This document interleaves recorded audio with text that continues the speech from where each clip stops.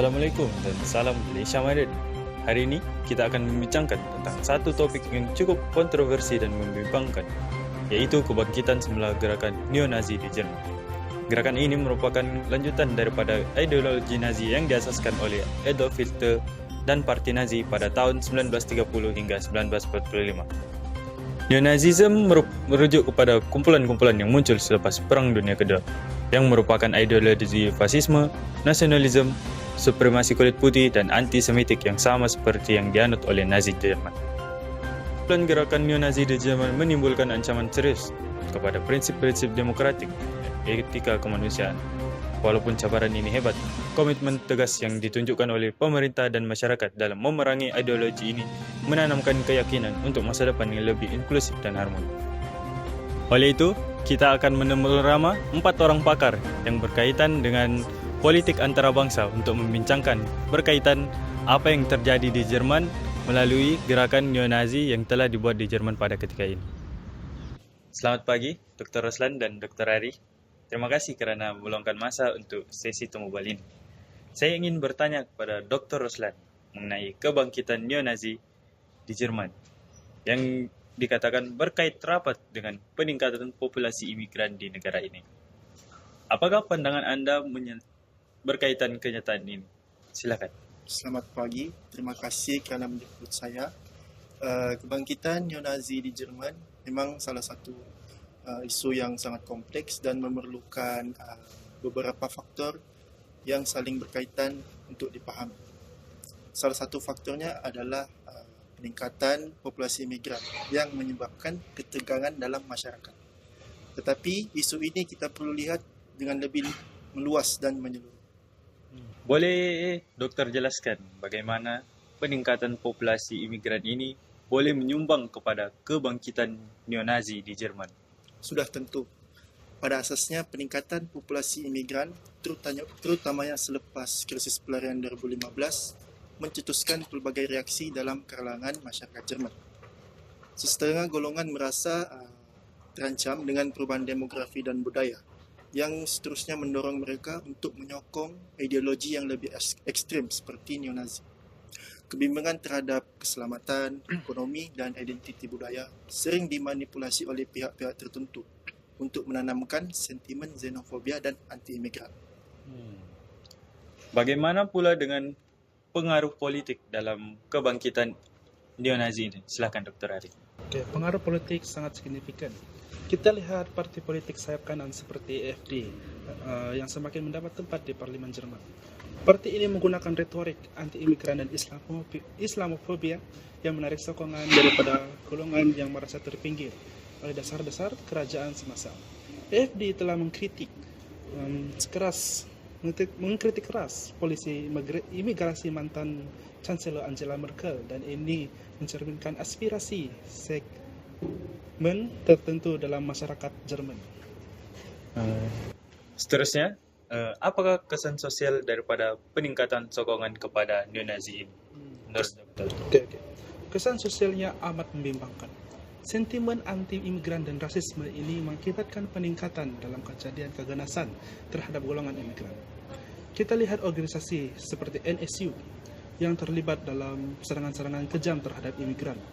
Selain itu, terdapat pergerakan Pegida yang menyebarkan kebencian terhadap Islam dan imigran, juga menunjukkan bahawa fahaman neo-Nazi sudah berakar umbi dalam masyarakat Jerman. Seperti yang kita ketahui bahwa isu yang berlaku di Jerman sekarang adalah tentang peningkatan fahaman neo-Nazi. Peningkatan fahaman neo-Nazi ini telah menyebabkan berlaku ketidakstabilan dalam politik di Jerman dan menyebabkan perpecahan dalam kalangan pemerintahan. Pemerintah Jerman sendiri membuat beberapa dasar untuk menentang matlamat yang dibawa oleh gerakan fahaman neo-Nazi. Seterusnya, bagaimana pula kesan sosial peningkatan gerakan neo-Nazi di Jerman? Silakan. Dari segi sosial, peningkatan fahaman neo-Nazi ini telah menyebabkan peningkatan insiden keganasan dan jenayah kebencian terhadap kumpulan minoriti seperti imigran, Yahudi, dan juga Muslim. Statistik menunjukkan peningkatan ketara dalam jenayah bermotif kebencian sejak beberapa tahun. Antara mangsa serangan ialah Islam sendiri. Mereka telah membawa fahaman ataupun anti-Islam untuk mendapat sokongan daripada masyarakat.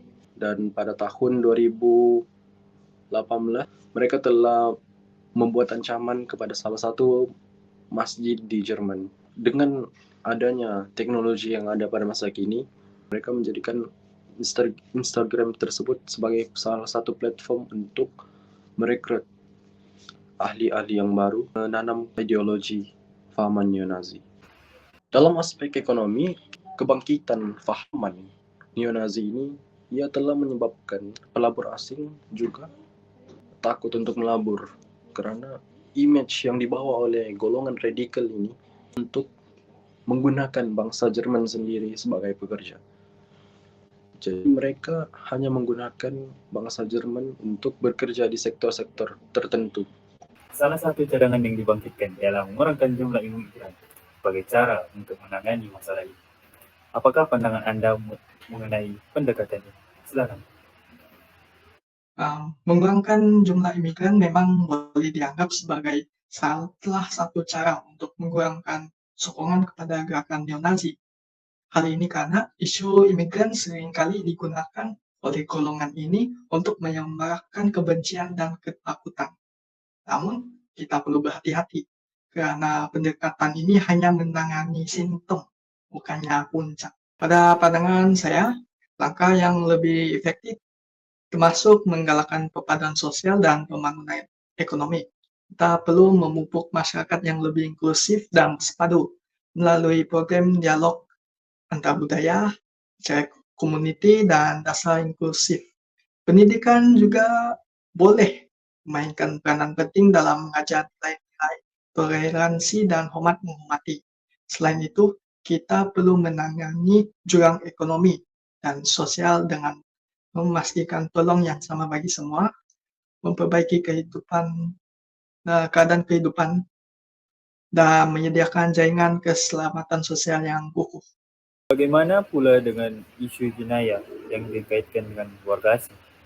Adakah mengurangkan jumlah imigran juga satu penyelesaian yang relevan?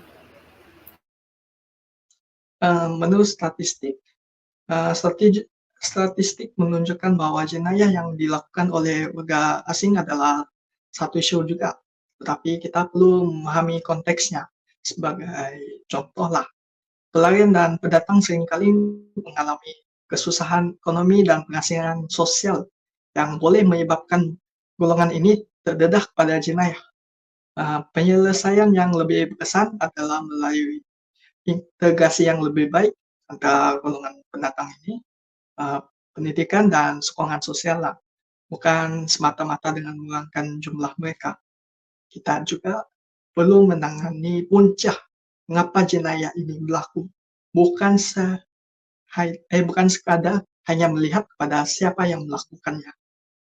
Nasihat saya, kajian perlu mengambil pendekatan yang menyeluruh dan bersepadu lah. Mengurangkan jumlah imigran mungkin memberi kesan jangka pendek, tetapi untuk penyelesaian jangka panjang, kita perlu memupuk perpaduan sosial, menangani ketidaksamaan ekonomi, dan meningkatkan pendidikan mengenai nilai-nilai demokratik dan kemanusiaan.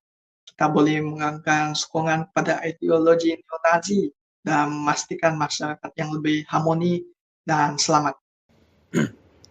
Pada pendapat dokter, apakah teori yang sesuai bagi menggambarkan isu ini? Dalam menjelaskan isu ini, kita dapat lihat dalam konteks teori liberalisme lah, yang mana kebangkitan gerakan neo-Nazi di Germany dapat dilihat sebagai akibat daripada kebebasan individu yang menjadi asas dalam sistem demokrasi liberal.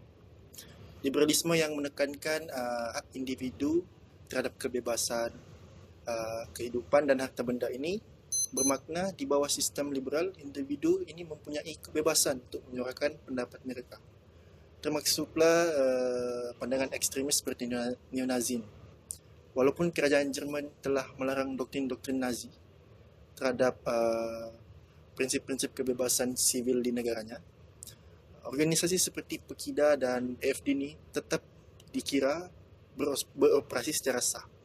Ini menunjukkan bahwa sistem demokrasi liberal juga mengimbangi antara kebebasan individu dan keselamatan awam. Dari sudut pandang realisme, kebangkitan gerakan neo-Nazi di Jerman adalah reaksi kepada ancaman yang dirasakan dari kedatangan imigran yang pesat dari Timur Tengah dan Afrika Utara. Realisme menekankan kepentingan keselamatan dan kelangsungan negara sebagai keutamaan. Kedatangan imigran ini seringkali dilihat sebagai ancaman kepada keselamatan identiti budaya dan juga kestabilan sosial Jerman.